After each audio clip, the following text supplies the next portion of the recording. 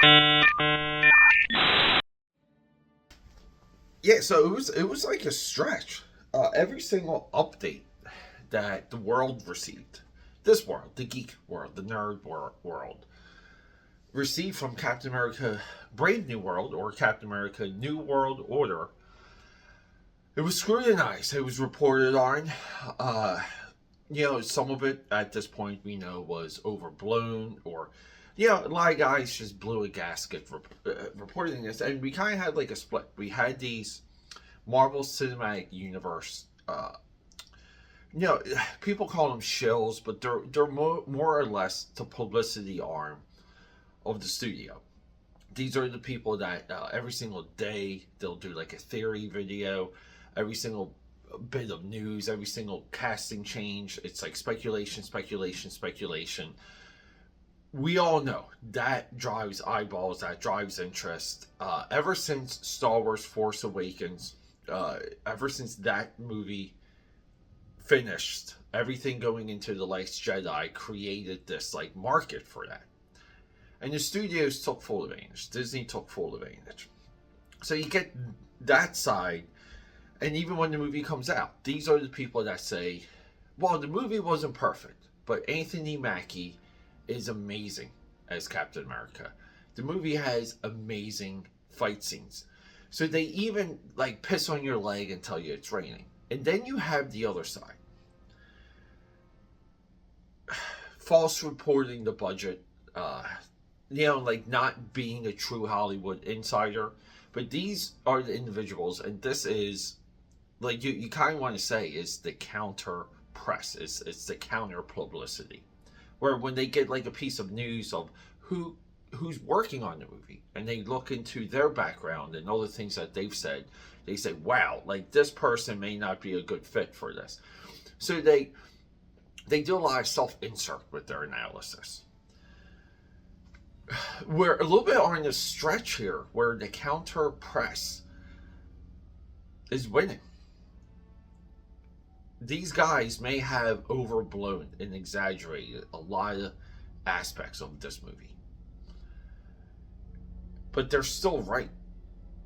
Captain America Brave New World doesn't hit the nail on the head.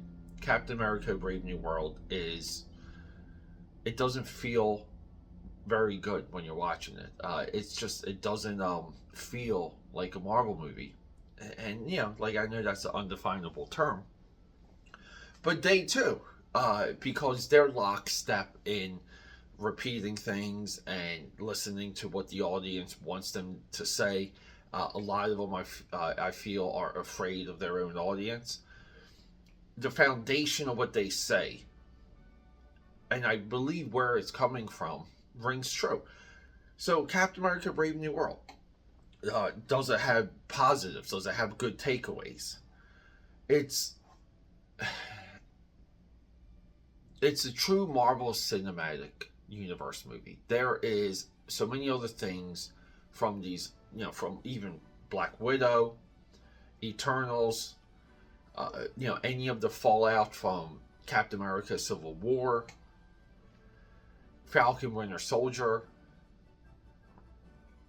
the Incredible Hulk. I mean, Incredible Hulk. If you do Incredible Hulk, you have to do Avengers, because I consider Avengers somewhat of an Incredible Hulk sequel from the Ed Norton movie. It's all of those movies. And back in the day, when they would say, "Oh, well, this movie is a sequel to multiple Marvel movies," something like Age of Ultron, for example, or even Captain America: Civil War, where a lot of people call that the third Avengers movie. It's that Marvel MCU movie. It's fun tracking all the different storylines and seeing them either like they come to a culmination here, or they die here, or they continue. I That is the part of this movie that we all want. Anthony Mackie doesn't sell. It's a no sell Captain America.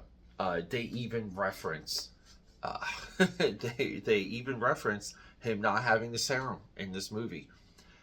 Bucky, they now destroyed Bucky's character because now Bucky is running for Congress. And then we have the true observation. And I haven't heard anyone uh, jump on this. And trust me, AKAPADers, last night I came home, just started watching videos immediately, was watching videos about this all week, woke up today watching videos, even though today's the Eagles parade. The true issue with this film is there's a casting problem. The entire cast, and I'm not being frivolous, I'm not exaggerating, it doesn't work. You don't believe any of these characters are in the movie or are in this universe or even in front of one another. The Esposito dude, like absolutely wasted. Everything with bringing back the leader, wasted. You want to even say that's poor casting. They could have recast the leader. Harrison Ford just really, oh my god, it's a struggle seeing him on screen. His bodyguard, one of the girls from the Black Widow Red Room, she, I don't know, like too small, too short, doesn't look good on screen. Like, and this is the Hollywood part. Like, we want people that look good on screen. The camera needs to make love to you. She, and I'm not trying to be mean here, but she looks deformed in some of her full body shots, meaning, like, just doesn't fit though. Like, just doesn't fit. I don't think Anthony Mackie works as Captain America. The Falcon dude. Yeah, I mean, I know a lot of people said he was too jokey or quippy or annoying. It's just okay. But he again like almost has like nothing to do other than he just does what the Falcon does. The cast of this movie is just totally unconvincing. Sam Wilson has inside like Secret Service or Secret Service assistant woman. She like you go back to Black Panther, and the women in Black Panther had this presence. They just had this like deadly presence. Again, because of the casting. That's not what that it's just it is a movie with an absolute casting problem. I think the plot's there. I think the resolutions and the threads and the payoffs and the setups, the plot is there, the writing is there. I don't care. You can have a room full of people. Most of the things written today by these companies is a room full of people. I get it. There's individual credits, but you can thank the union for that. So I said to my friend when the movie wrapped up last night, I said, like I don't want to see it.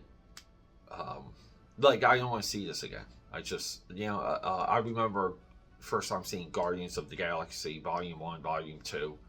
Like, I want to see that again. First time seeing Doctor Strange. I want to see it again. Heck, because there's so much about it that I liked. Iron Man 2. Want to see it again. That's one of my, it's a barometer I use. So, to really gauge what my interest is and how the film affected me. Now, on my podcast, I talk about this a lot. I talk about how, you have to be a good audience member.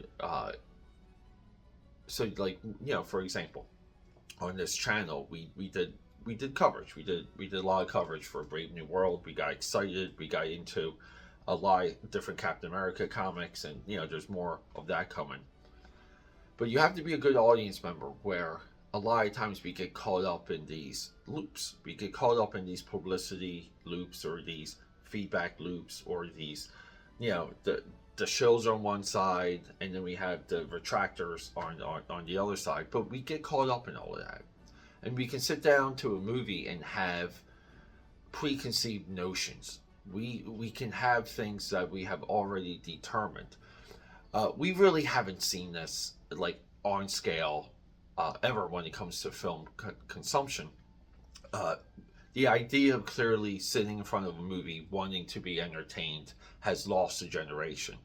I try and bring that back whenever I see a movie. I try and sit in front of the movie, do an absolute brain dump, and be a good audience member. Meaning, I'm not bringing judgment into it. I'm not bringing, hey, gotcha, like any of these things. I want to sit down. I want to be entertained, and I want to just call it a night. Like, so even with myself trying to be the best audience member possible, I don't see much of a future for like any continuation of this storyline. I don't see much of a future for the Marvel Cinematic Universe. They pumped the new Avengers stock a couple times in this flick, and like you want to say, there's what Avengers, like who's showing up, like what are we really doing, like they've hinted that the Falcon guy is going to be one of the new Avengers, so now we have Falcon and Captain America, who both relatively are the same, like they have the same powers. They're duplicates almost. So like they're twins. I and the vibranium suit for Cap just it's just desperate. It didn't sell at all. Not cool. Black Panther in vibranium armor is cool. Like that's cool.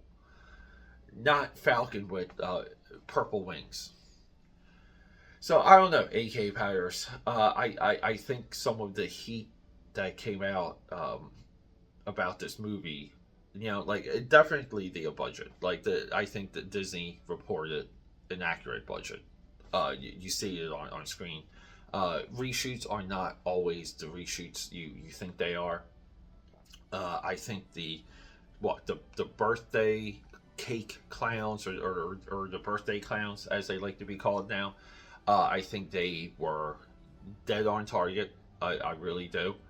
I think the shells, they did a good job with, after the initial thoughts came out of this movie, the course correction was to try and convince you that Anthony Mackie is a Captain America, and it's not even that he's not, the character's not. And then along the way, they destroyed Bucky, because the two of them should be flipped. Like Sam Wilson should be, like Sam Wilson's the one that should be going into Congress, and Bucky's the one that should be Captain America. Excuse me, should be Captain America. Yeah, it's wild that we get modern day characters, or modern day like refs or interpretations of characters so fast on screen, like Red Hulk fast on screen, Falcon Cap fast on screen, the Hector new Falcon guy fast on screen. But it's not the tried and true method where previously the characters, when they did work on screen, had been experimented on within the comic book pages for, some of them 30, some of them 50 years. I don't know, AK Powers. I just think this is a movie that had a story. There's a story in this movie. And the story's there. I almost feel like it can get remade and better with different casting.